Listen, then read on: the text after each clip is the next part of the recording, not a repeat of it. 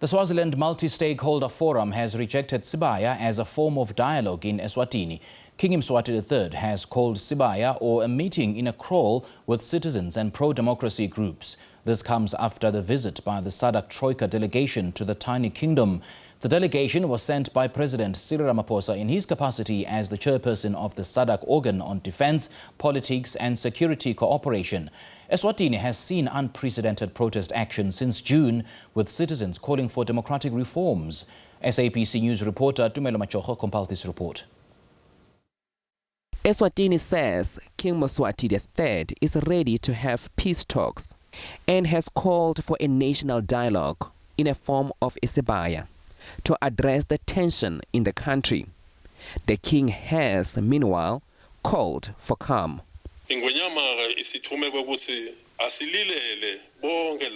The king has sent his sympathy to those who have lost their properties, those who have lost their loved ones, or those who were injured and are still in hospital. He wished them a speedy recovery. The king wants to listen to his subject and hear their concerns. He has called Sibaya, but after Ingwala. But Swaziland Multi-Stakeholder Forum has rejected this, calling it a ploy to mislead SADC into thinking he is ready to engage on issues meaningfully. They want inclusive political dialogue, unbanning of political parties, and multi-party democracy, among others. In one voice, we agreed that we reject the call by the king to dialogue through Sibaya. Sibaya cannot be a platform or a forum for genuine, serious commitment to a process that will lead to a multi-party order in Swaziland. Now, linked to that is now the letter from His Excellency President Ramaphosa, understanding that the king has said he's prepared to dialogue. We want to say that let SADC not be misled by His Majesty, that they can engage with us and define the method of dialogue and the timing of dialogue. The last Sibaya was poorly attended and only the king spoke. And political analysts believe SADC's intervention won't yield positive results. And so it wouldn't be a surprise if there's going to be a situation where these multi-stakeholders are likely to respond to say, we will only meet and only meet when there are specific conditions that are met for us to reach significant points of convergence on the matter. And thus, it is quite important for SADC as a non-governmental organization to revisit its image in order to bring forth a lasting solutions to issues of conflict resolutions, particularly in the case of the Kingdom of Eswatini. There are reports of police using live ammunition on protesters and claims that at least 28 people have died in the last week, including school children. Nurses and taxi operators have joined the protest, with nurses vowing to stop treating injured police. Tumelo Machoho, SABC News. While the political climate remains unresolved in the country, matriculants there may find themselves taking examinations nonetheless. For now, schools remain closed. To understand just how pupils have been impacted by both protests and school closures, we're now joined by Khulekani Msweli, a board secretary for the Vuvulane Orphans and Vulnerable Children's Outreach Foundation, VOVCOF. He now joins us now via Zoom. Khulekani, very good evening to you. Thank you so much for joining us. Welcome to the Globe. Good evening, Simpiwe. Thank you for having me. Indeed, it's an absolute pleasure having you join us this evening, Khulekani. Well, no doubt that students have been adversely affected by the unrest and the indefinite closure of schools. But what's the extent of the disruption? Can the latter part of the school calendar be salvaged at this particular point? That's a really important question, Simpiwe. At the moment, the situation is absolutely dismal. Because as a lot of people are aware, we were already suffering from the fact that schools had a lot of interruptions due to COVID. And then Eswatini having these unprecedented political unrest, it has meant further disturbance on education. And then the order that was issued last week that schools will be closed indefinitely has been a major blow and one which will be of absolute disturbance to a lot of students who are doing their final year exams. So yes, the calendar has been extremely disturbed. But then exams are around the corner, but do you get a sense that, that students and pupils really want to write the exams, or they simply want to continue pushing the pro-democracy agenda? Well, the reality is that students just want a better education landscape. And students do feel they would love to write their exams because so many things have been postponed, but they also would like their grievances to be heard.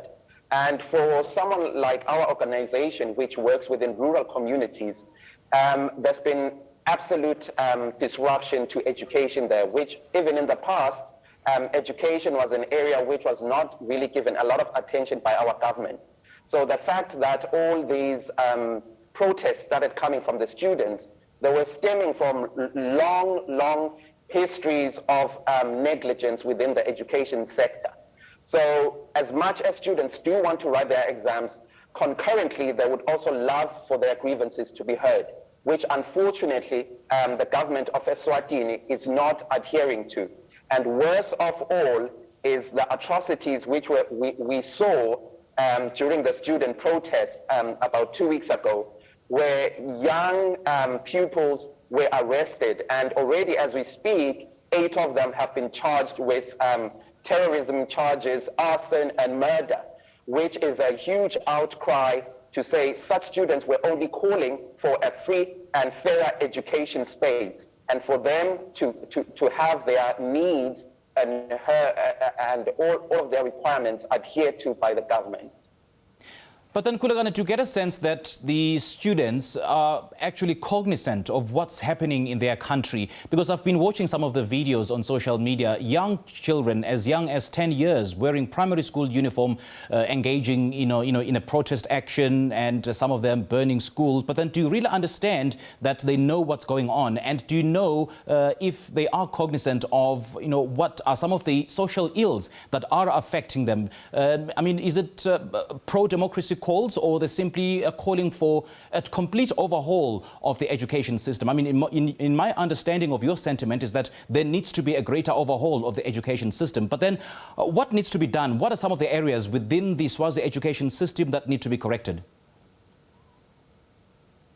Yes, indeed. The students, as you mentioned, you've seen them as young as 10 and all the way up in age. Yes, they are aware of the social ills which are happening in Eswatini, because these are social ills which are affecting them directly at home. Yeah. They are witnessing their parents being unemployed. They are witnessing the shortage of food in their homes. They are witnessing the degradation of lack of jobs even when they've graduated from universities. So that even as young as they are seeing themselves without a bright future. So yes, it is a matter of an overhaul of the education system in Eswatini, but more importantly, it's also the governance of the country, which we have heard during the student protests. The students were also calling for the release of their members of parliament, because we have to be also cognizant of the fact that we have their representatives being imprisoned as we speak. So the students are very much in touch with the reality on the ground. They are very much in touch with the politics of the day that are happening. They are very much aware that without a reconciliation of the political formation in Eswatini, their education and their future is at real stake. But what is wrong with the Swazi education system? Does the problem lie in the primary education sector or in the tertiary level? Simpiwe, I would say it lies within both, because at this moment the world is quickly changing and adaptation has to happen. So we are finding that a lot of young people are being fed an education system which is not in touch with the current realities and the demands of the current job market. So we cannot continue to embrace an education system which is really setting up students to fail. So we will be constantly having the same dialogue even in 4 years' time, if the very education system is not overhauled, because it's only leading students to unemployment because they are not prepared for the current world that is here. We are talking of fourth industrial revolution, but we are not really having education systems which are in preparation of that. You've made a great point there, Khulekani, by opining that, the education system does not prepare students for the job market or the labor market, and the fact that, some of them, most, if not all, are unemployed as a result of not finding jobs. But do you think that the lack of democratic reforms at the higher levels filters down into the education sector? Indeed, absolutely, Simpiwe.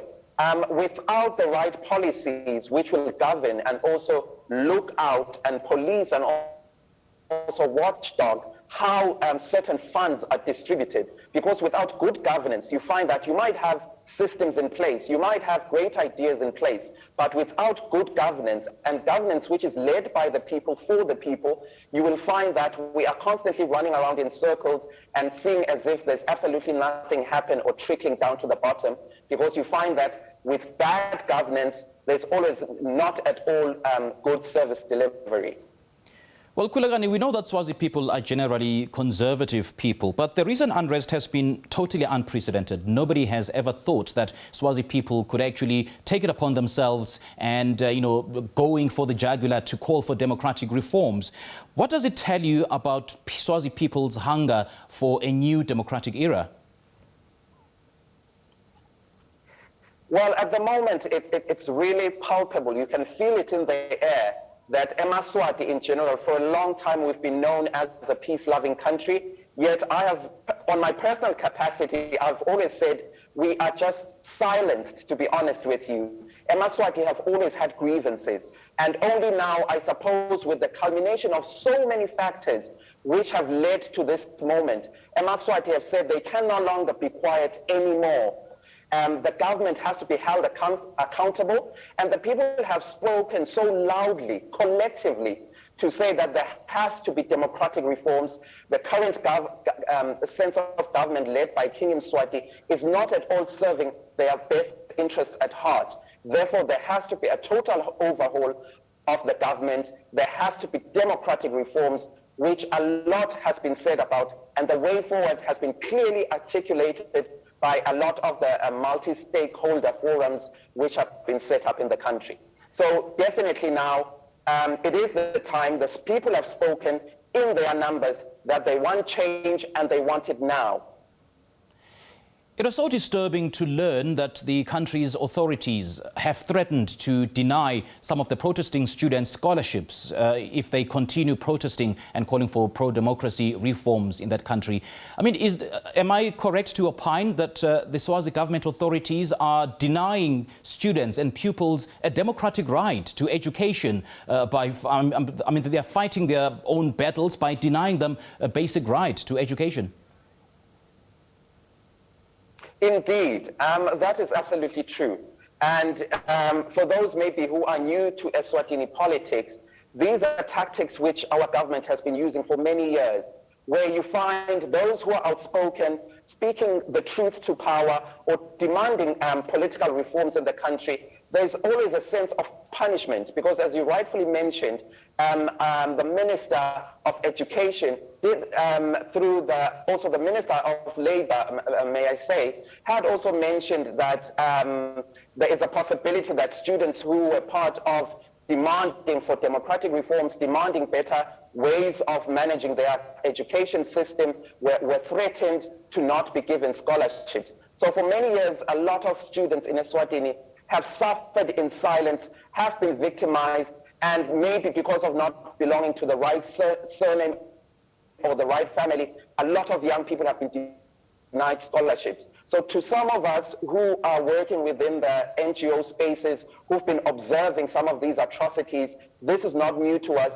This is just the nature of the government that we have in Eswatini, where a lot of young people are victimized, a lot of young people are punished for just standing up and demanding their democratic rights to a free and fairer education system. All right, Khulekani, lovely chatting to you. Thank you so much for joining us this evening. Thank you, Simpiwe. All right, that was Khulekani Msweli. He is, a board secretary for the Vuvulana Orphans and Vulnerable Children's Outreach Foundation, VOVCOV. He was joining us via Zoom.